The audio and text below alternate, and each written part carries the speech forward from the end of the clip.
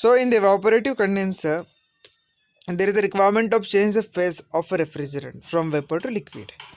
So the water from the pump, it gets sprayed over the coil, and the heat transfer takes place.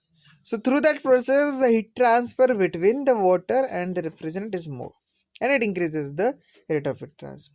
So this type of system is very much suitable or very much special, applicable for very high load applications. Okay, the fan is also used to increase the heat transfer between the refrigerant and water, and that is a help for towards the heat transfer. That's all about it. One, there is a there's no necessity. So dry expansion evaporator. In the dry expansion evaporator, the evaporator, now this is a condenser. The evaporator is used to suck the heat from the space to be cooled. Okay. So in the evaporator, there is a requirement of refrigerant in that evaporator coil. Okay. Why this special type of evaporators get designed? This is very important question. In the evaporator, during the transfer, if the refrigerant get vaporized, it stop the transfer process. To stop this, to avoid this phenomenon, we are make a provision that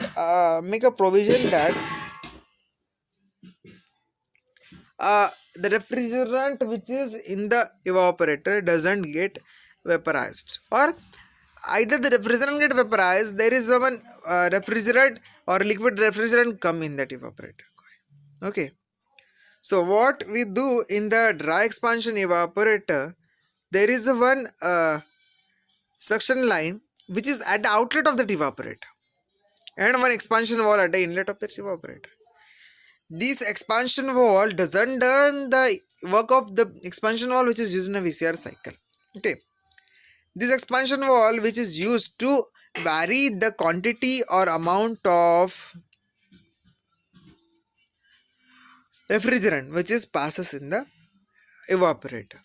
Okay, so as the temperature increases at the outlet of evaporator, or if the load on the system is get increased, it increases the evaporator temperature. As the evaporator temperature get increased, it open the expansion wall needle at a large quantity. Due to that the large quantity get liquid refrigerant get passes to the evaporator and gets fulfill the demand.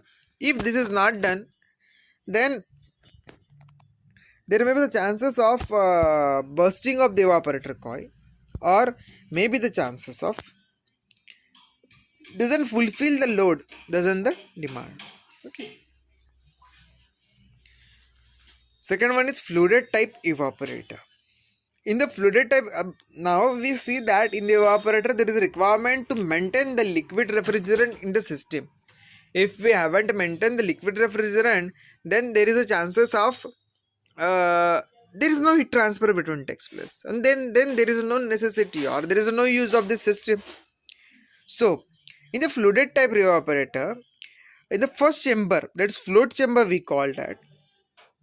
In the first chamber there is a float and float control wall which maintain the liquid level in that float. Okay, above that float or above that liquid level there is a vapor. Okay, so in the fluided type evaporator, one float which is if the liquid level in that evaporator get falls down, the float get falls from that wall, the more amount of refrigerant get comes, and it maintain that liquid level in that evaporator. By this way we have to maintain the liquid in the evaporator. Okay, and the vapor refrigerant which is goes out to the suction line of this compressor. One more advantage with that evaporator is that we know that if there is a lowest load, the refrigerant comes out from that evaporator contains some liquid also, or one useful liquid which is used to increase the heat transfer between the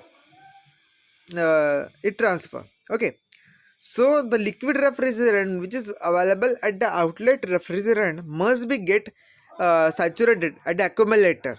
with the help of this evaporator, and only the vapor refrigerant is go to suction. And more advantage is that the refrigerant enters from the expansion wall in that evaporator, contains some gases, or we say that uh, we see some vapor.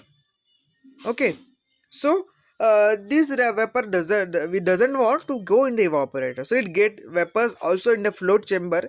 The vapor gets out, and this the vapor from the inlet, the vapor which is mixed with the inlet refrigerant, and vapor which is go to the outlet refrigerant get mixed with together and go to suction line of compressor, and only the liquid refrigerant is present in the evaporator coil.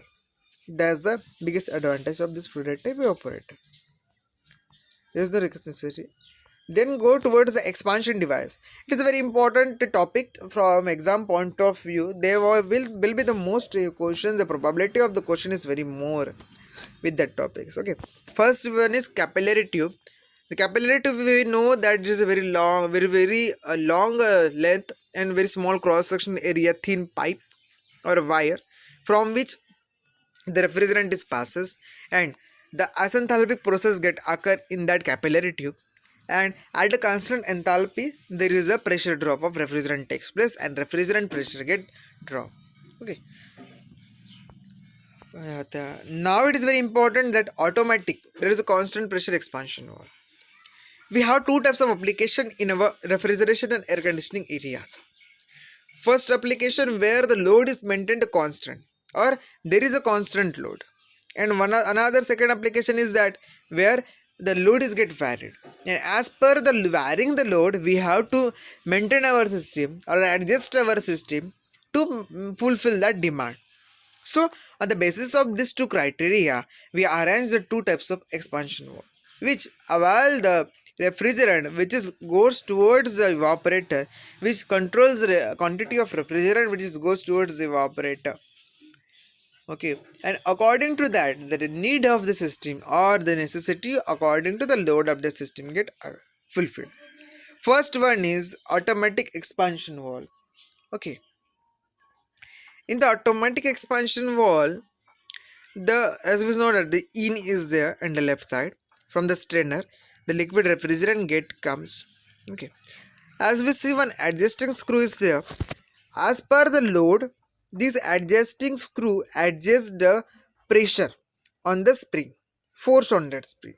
Okay, according to that force, the it exerts the pressure on the bellows of diaphragm and the needle. Okay, so according to that force, the needle get upward or downward, and according to the movement of the needle, the opening to flow the refrigerant get varied.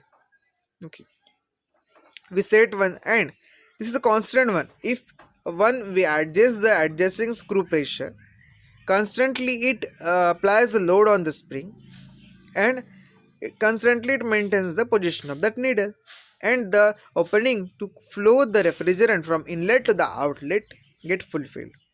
Okay, if we change the force on that adjusting screw on the spring, okay, it varies the position of that needle, and according to that the flow of refrigerant get varied.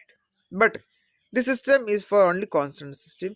The any changes in the system or any changes in the load doesn't affect the quantity of refrigerant passes unless and until manually some interference is done. Okay, next one is thermostatic expansion valve. Okay, it is also called as thermosaturated expansion valve also, it's also called. Okay, now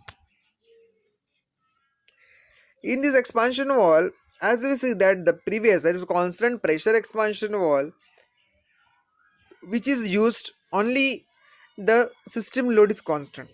If the system load gets varied, there is a necessity to vary the quantity of refrigerant. In the previous one, on the diaphragm is one diaphragm also, and with diaphragm the upward and downward movement of this diaphragm vary the position of the needle, which is a moving linearly vertically. Okay, it varies the opening to flow the refrigerant, and according to the flowing of refrigerant, the fulfillment of the evaporator get fulfilled, or demand of that evaporator get fulfilled. Okay. So here the one filler liquid also fill in the filler bulb, and this liquid exerts the pressure on the diaphragm. Here no any adjusting screw. Okay. What is then that liquid refrigerant in, as we see from the right hand side, liquid refrigerant enters in that expansion wall and flows through the from that opening. Okay, goes in that evaporator coil, and at the evaporator outlet there is one filler bulb. Okay, so what is done that if load is more, assume that one condition, if there is a more load on that system, so the filler bulb at the outlet, sorry, evaporator outlet refrigerant temperature is very more. If the temperature of outlet liquid refrigerant is more, the vapor refrigerant is more, sorry, the filler bulb liquid which is present in the filler bulb expand very more. Due to expansion of that liquid, it exerts the pressure on that diaphragm, that is PBVC, that is the filler bulb liquid pressure. To the more pressure exerted by the filler bulb on the diaphragm, it lowers the wall at the downward. Okay, it lowers the expansion wall. To the lowering of that expansion wall, the opening to flow that refrigerant is very more, and due to the large opening, the large quantity of refrigerant get comes in the evaporator, and it fulfills the demand of the system. Okay, if the load is very less, the filler bulb liquid temperature is less, it doesn't expand very more, it compressed or contract. Okay, due to contraction of that due to contraction, it the load on the diaphragm is very less, and it moves upward the wall. Due to the upward movement of this wall, the opening to the refrigerant is less, and less amount of refrigerant get passes to the evaporator. Okay, but equalizer is also there, external equalizer, in the case if we need to maintain the constant amount of refrigerant, this is used. Okay. Okay, so this is all about the thermostatic expansion wall. The very much biggest advantage is that the system is used for varying load condition. If the load is varied, quantity of refrigerant get varied as per the load. Okay, this is automatic arrangement for that. Okay, so from among this topic, these two topics are very important, that is expansion walls, and you do these topics are very well, and from these topics and all only the questions are there. Okay, these three, summer, winter and air round air conditioning system, you must have to do it also. So thank you. If you like this video, please don't forget to share, subscribe and comment on that, and don't forget to press that bell icon. Thank you.